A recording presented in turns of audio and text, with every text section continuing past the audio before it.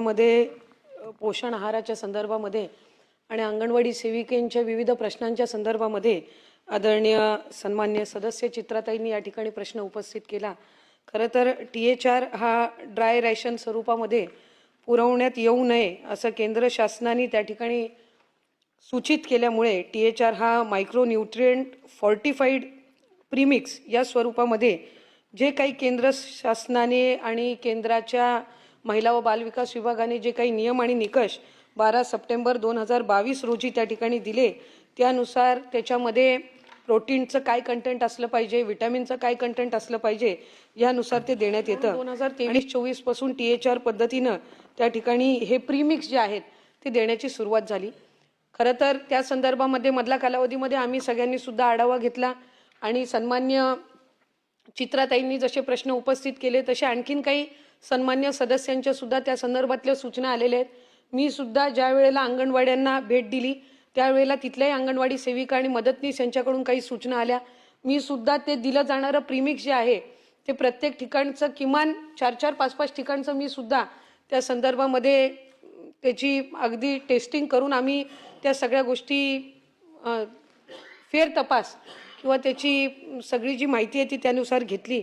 खरं तर त्याच्यामध्ये प्रीमिक्स हे केंद्राने नियम आणि अट घालून दिलेला असल्यामुळे त्याच्यामध्ये आम्ही बदल तर काही करू शकत नाही, पण आम्ही केंद्राला ही विनंती करतोय की जसं आधी ड्राय राशन दिलं जायचं तर त्या पद्धतीनं ड्राय राशन देण्याची ही जी मुभा आहे ती केंद्र शासनाने त्या ठिकाणी द्यावी।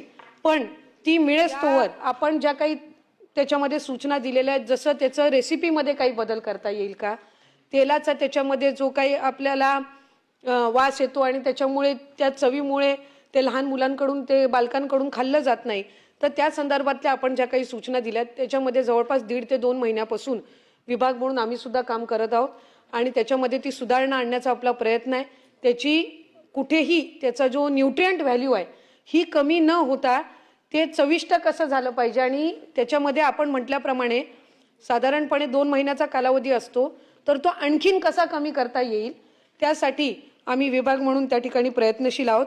या व्यतिरिक्त आपण अंगणवाडी सेविकांबद्दल काही प्रश्न उपस्थित केलेत। खरं तर स्मार्टफोन हा त्यांचा गेल्या अनेक वर्षांपासूनचा प्रलंबित विषय होता, पण गेल्या वर्षी आम्ही गेल्या अनेक वर्षांपासून प्रलंबित असणारा तो त्यांचा विषय त्या ठिकाणी मार्गी लावला।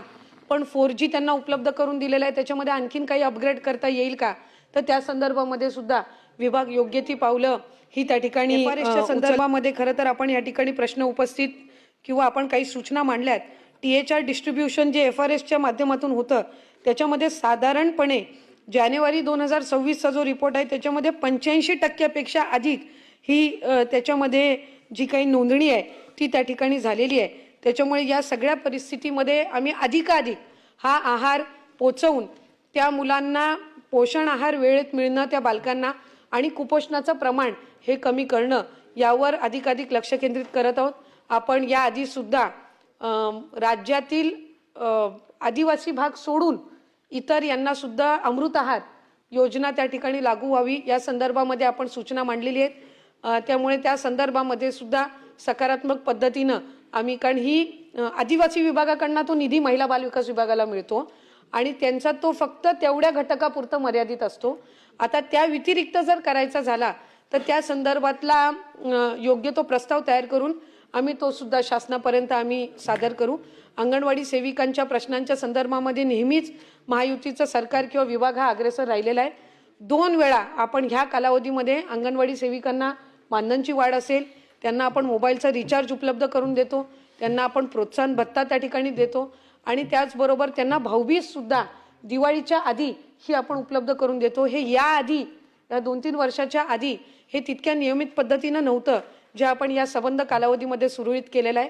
अंगणवाडी सेविकांची भरती, मदतनीसांची भरती ही सुद्धा जवळपास 90% अधिक ही आपल्या महिला व बालविकास विभागाची आहे।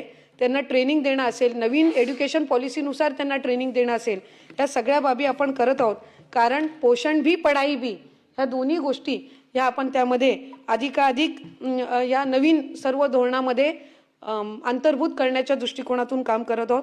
याही पलीकडे ज्या आदरणीय चित्राताईंच्या सूचना असतील त्यानुसार त्या सूचना या अधिकाधिक आम्ही विभागामध्ये आणखीन काही त्याच्यामध्ये कामकाजामध्ये सुधारणा करण्याची असेल तर त्या संदर्भातली योग्य ती पावलं उचलू.